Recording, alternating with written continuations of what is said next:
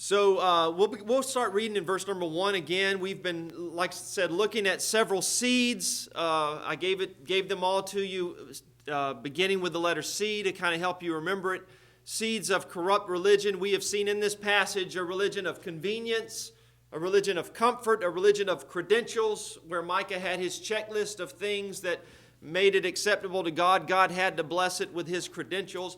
We saw a religion of choice, and then last week we saw a religion of compliance, where this one that was to be a priest among them just complied with, said exactly what they wanted to hear. So, didn't want to rock the boat, didn't want to rub anybody the wrong way, and just complied and went along with everything. All the types of things that you find in corrupt religion. And so we'll start reading in verse number 1, but I want to begin sort of our thoughts today in verse 7. It says in verse 1, "In those days there was no king in Israel, and in those days the tribes of the Danites sought them an inheritance to dwell in, for unto that day all their inheritance had not fallen unto them among the tribes of Israel. And the children of Dan sent of their family 5 men from their coast, men of valor, from Zorah and from Eshtaol, to spy out the land and to search it.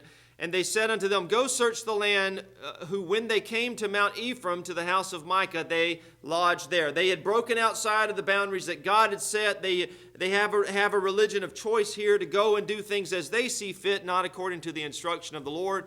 And it says, "When they were by the house of Micah, they knew the voice of the young man, the Levite, and they turned in thither and said unto him, Who brought thee hither? And what makest thou in this place, and what hast thou here? And he said unto them, Thus and thus dealeth Micah with me, and hath hired me, and I am his priest. And they said unto him, Ask counsel, we pray thee, of God, that we may know whether our way which we go shall be prosperous. And we pointed out last week, we don't read anything about the priest going aside and seeking the Lord's will in the matter. He just immediately responds, the priest said unto them, Go in peace, before the Lord is your way wherein you go. In other words, you're in the will of God, do what your heart wants to do. He just complied and went along and told them what they wanted to hear. And so now in verse 7 it says, Then the 5 men departed and came to Laish, and saw the people that were therein, how they dwelt careless, after the manner of the Zidonians, quiet and secure. And there was no magistrate in the land that they might put them to shame in anything. And they were far from the Zidonians, and had no business with any man.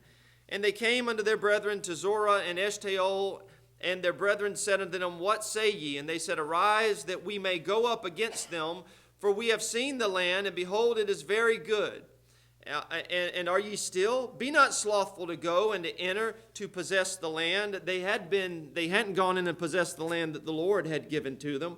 But here now they've got, in their own way, we want to be diligent in that and go in and possess the land. When ye go, ye shall come into a people secure, into a large land, for God hath given it into your hands, a place where there is no want of anything that is in the earth. And there went from thence of the family of the Danites, out of Zorah and out of Eshtaol, 600 men appointed with weapons of war. I just want to make a side note here. We're not going to name another one of our seeds of corrupt religion. We'll get to that in just a minute. But I want to make a side note that I think is important that we don't overlook, and it goes well with some of the things that we've already considered. We're seeing here that these seeds that have been planted, we're seeing the sprouting of some of our previous religious seeds. And namely here we have that of comfort and of choice. Like I said, this was not the land that God had in the boundaries of that which God had set. So they're choosing to go their own way. And like I said, with comfort and convenience, we find that here. It says, all we know about Laish, according to verse number 7, here's sort of the description. We know that they live like the Zidonians do. They live in the manner of the Zidonians. And so they live after this manner. And they're quiet and secure. And they're not near anybody else. That's all that we know about them. I want you to read something in Deuteronomy chapter 20. Hold your place in Judges 18. Deuteronomy 20. Because in chapter 20, we're going to have a list here of the nations that God told the Israelites specifically.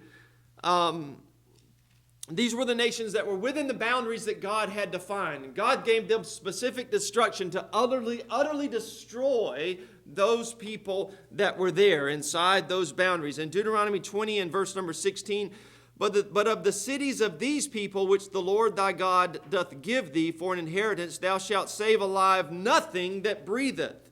But thou shalt utterly destroy them, namely the Hittites and the Amorites, the Canaanites and the Perizzites, the Hivites and the Jebusites, as the Lord thy God hath commanded thee, that they teach you not to do after all their abominations which they have done unto their gods, so should ye sin against the Lord your God. So God said there are specific people groups dwelling in these areas that they are to be utterly destroyed. The judgment of God had come upon them.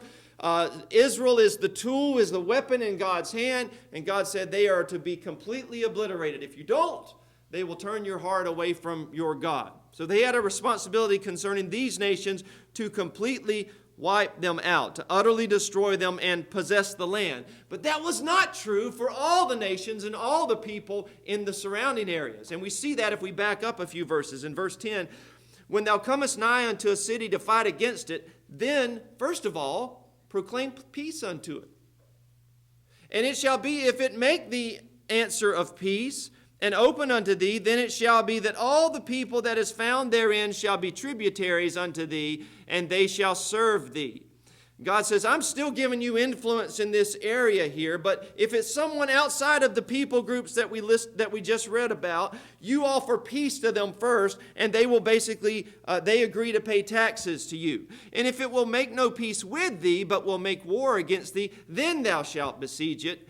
And when the Lord thy God hath delivered it into thine hands, thou shalt smite every male thereof with the edge of the sword, but the women and the little ones and the cattle and all that is in the city, even all the spoil thereof, shalt thou take unto thyself, and thou shalt eat the spoil of thine enemies which the Lord thy God hath given thee. Thus shalt thou do unto all the cities which are very far off from thee, which are not of the cities of these nations.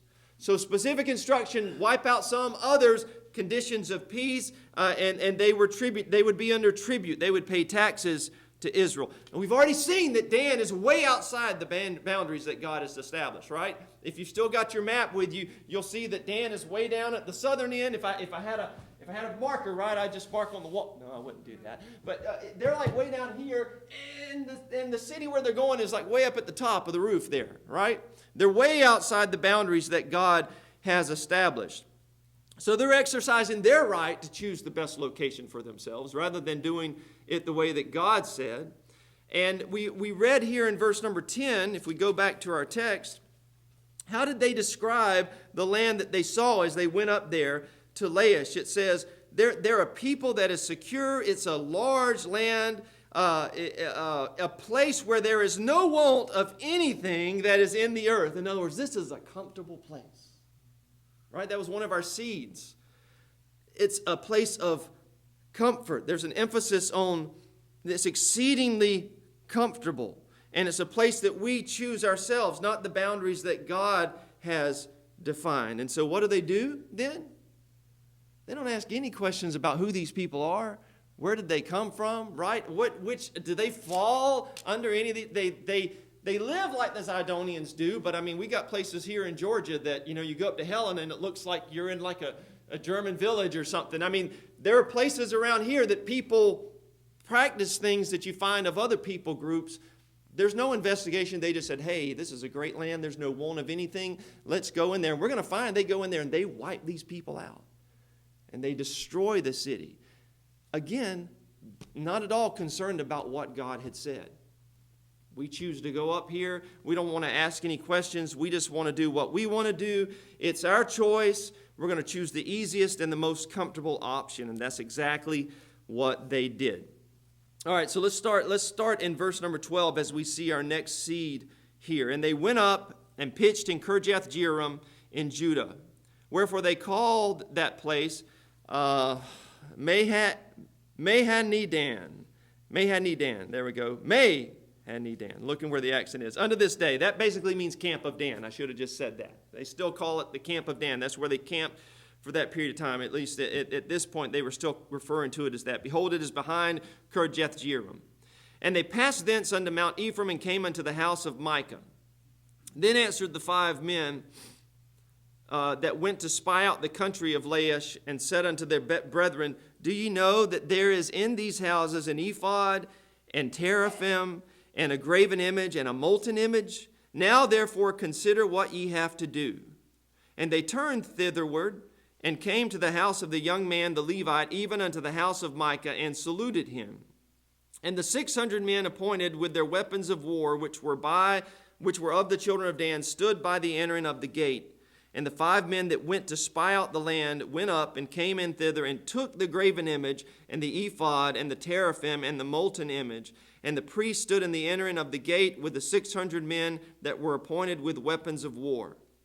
And these went into Micah's house, and fetched the carved image, the ephod, and the teraphim, and the molten image. And then said the priest unto them, What's going on? What are you guys doing? What do ye? And they said unto him, Hold thy peace, lay thine hand upon thy mouth, and go with us, and be to us a father and a priest. Is it better for thee to be a priest unto the house of one man, or that thou be a priest unto a tribe and a family in Israel? We said last week this priest was a priest for hire, right? As he begins to explain how it was he got there, Micah hired me. And we talked about the hireling that doesn't care for the sheep. He's just in it for himself. And if there's trouble, then he's out of there.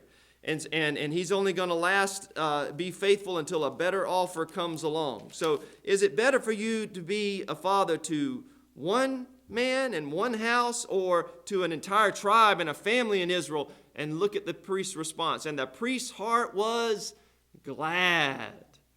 And he took the ephod and the teraphim and the graven image and went in the midst of the people. And so he immediately abandons ship, right? He's got a better offer. And what I want us to see here, this next seed of corrupt religion, is that we have here a religion of, and I couldn't decide which one to use, guys, so I chose 2 C's, a religion of collecting and counting.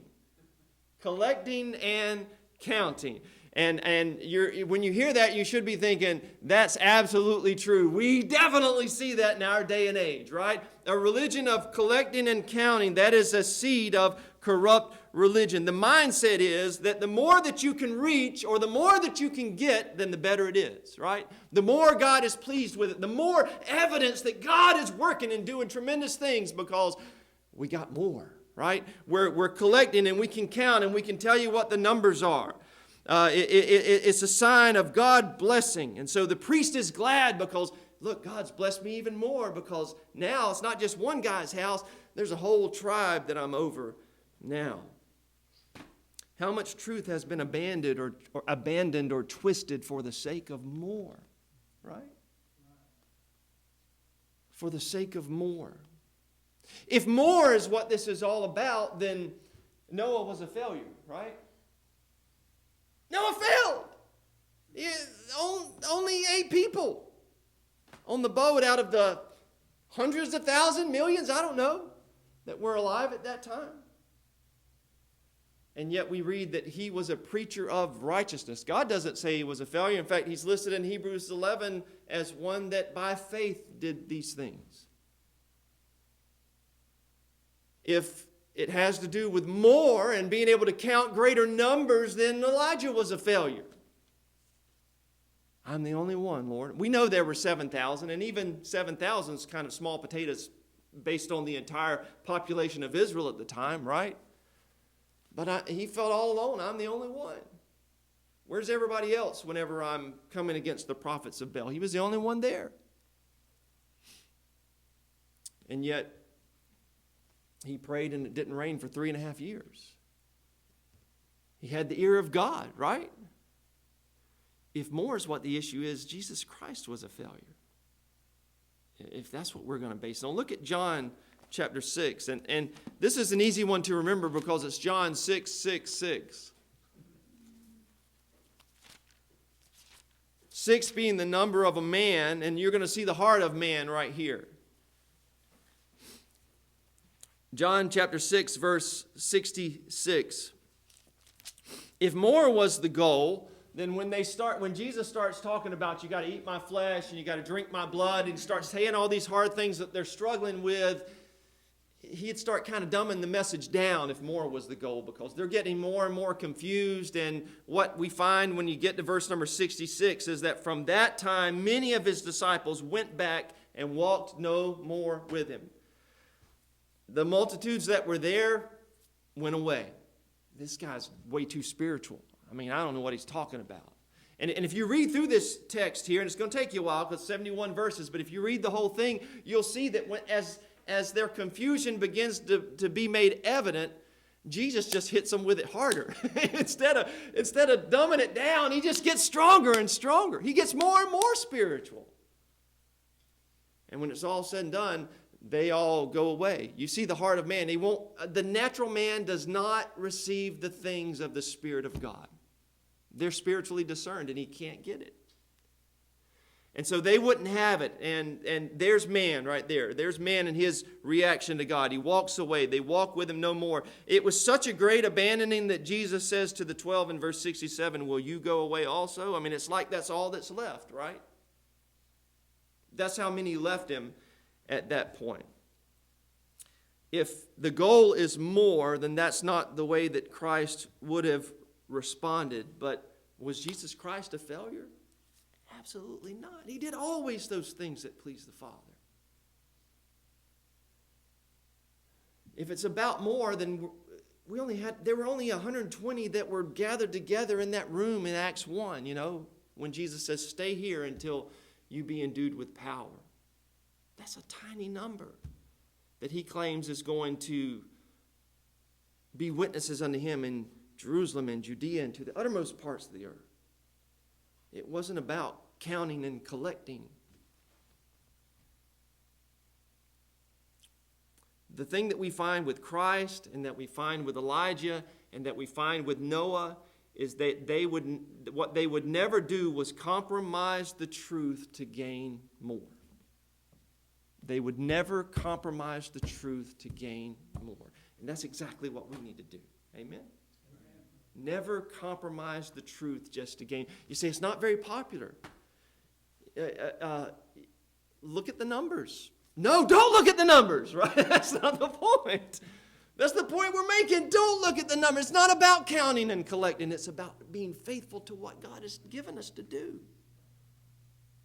It's about being faithful in declaring the truth. What is the root of all evil? You guys know that. It's in 1 Timothy 6:10. What is it? The love of money. The love of money. I got a dollar bill here. And what does that mean? Does that mean I take my dollar bill and, I sleep with it under my pillow at night and we go on trips together and I just loved it. This is my favorite one and I always have him nearby. No, that's silly, right? That's not what that's talking about. What does it mean, the love of money? It's talking about covetousness, right? It's talking about the desire for more. Collecting and counting, right? It's this desire for more. It's a statement about greed. It's a statement about covetousness. It's a statement about the desire for more. In fact, I forgot I had a note in here. So let's go over there. Let's read what the whole verse says. 1 Timothy 6:10 says, for the love of money is the root of all evil, which while some coveted after. That's the issue. Covetousness. Covetousness is as the sin of idolatry, it says in another place, which while some coveted after, they have erred from the faith and pierced themselves through with many sorrows. It's a message about covetousness. It's a message against the desire for more, the desire to collect, whether it's money, right, or whether it's people, whether it's confessions, right? Baptism, professions of faith, whether it's influence or approval. A religion of collecting and counting is a seed of corrupt religion. 1 Chronicles 21. Do you remember what happened here where David got in trouble? 1 Chronicles 21. David gets in trouble with the Lord.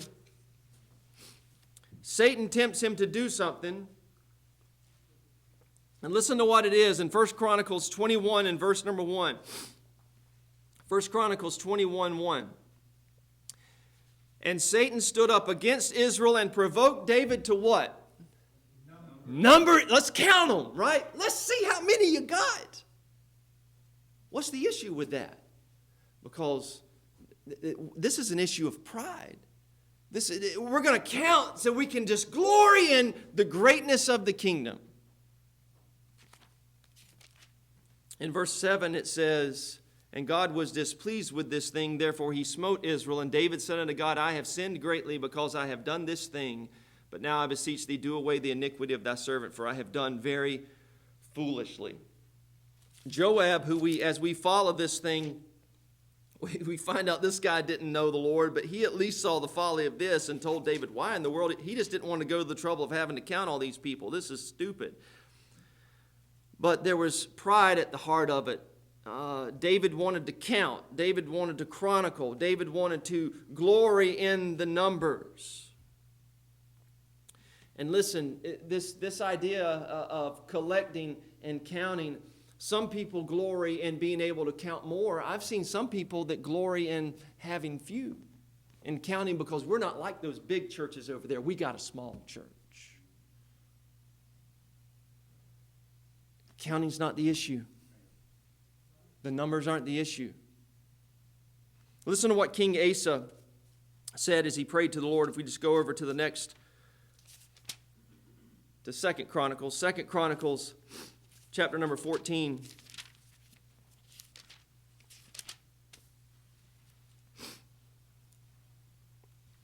Second Chronicles, chapter number 14.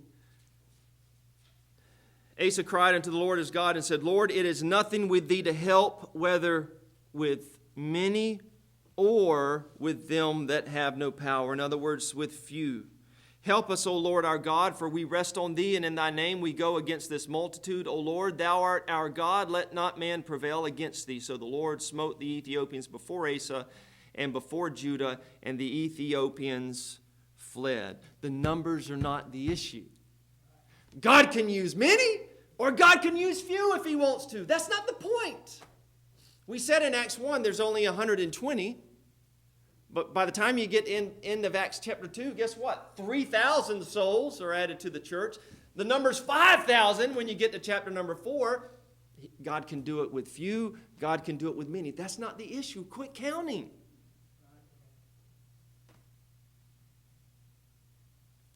Quit counting. This desire for more numbers are not the issue. A religion that's fixed on accumulating more is a religion in the pattern of death. Why do I say that? Look at Proverbs 30. Proverbs chapter 30. Proverbs 30 and verse number 15.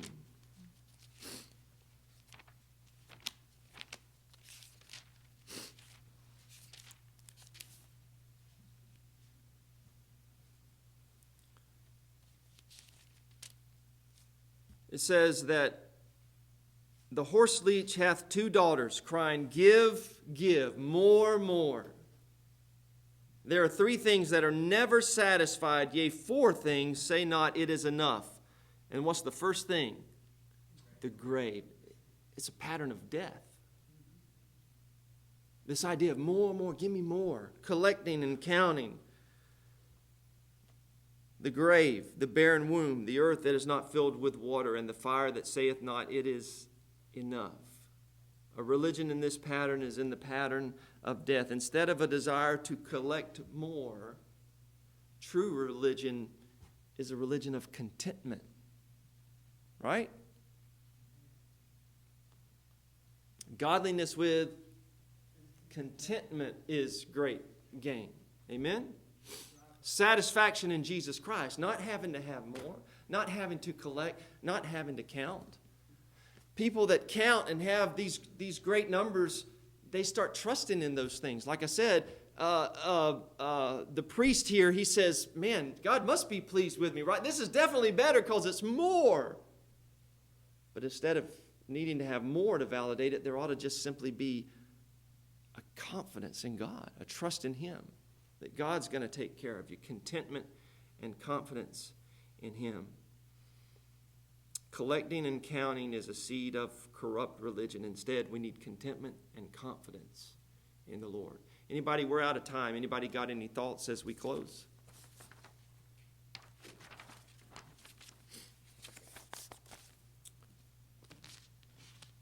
We see it, don't we? This is how many thousands of years ago? Applies just as much today, right? The same patterns. And the reason I'm taking us down this path is I want us to see how all of this ends up. The corrupt religion that I'm talking about, it's going to blow your mind at the end of this chapter. But these are all the seeds. These are all the stepping stones along the way and all the things that we need to watch out for. We're not exempt from this. Like I said when we started it, don't make the mistake of just looking at everybody else and say, yeah, I can see how they're doing this and they're doing this. And like I said, some churches, the counting aspect of it, they glory in being small rather than being large. No, let's just be faithful. Amen.